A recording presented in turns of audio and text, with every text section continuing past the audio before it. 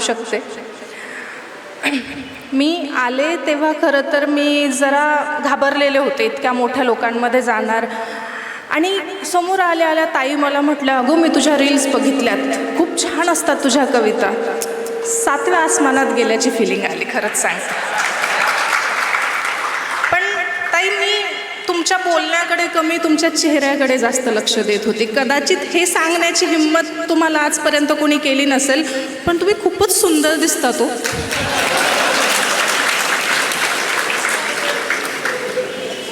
बऱ्याच कवी संमेलनांमध्ये सोबतचे जे असतात ते म्हणतात की काही लोक कविता ऐकायला येतात, काही बघायला येतात. आज मला बऱ्यापैकी माहिती आहे तुम्ही कविता बघायला आलेत. एकदा असंच कवी संमेलनामध्ये काही नजरा अशा खेळून होत्या. मग 2 ओळी लिहिल्या की इतका रोखून पाहू नको रे, मी अशी वितळणार नाही. की इतका रोखून पाहू नको, मी अशी वितळणार नाही. माझ्या डोळ्यात घनदाट जंगल आहे, तुला रस्ता कळणार नाही. समोरचे पोरं पण तितकेच आगाऊ होते.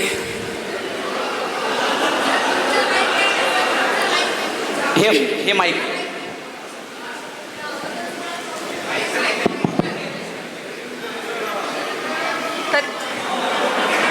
हॅलो, फॅन लावा ना तो.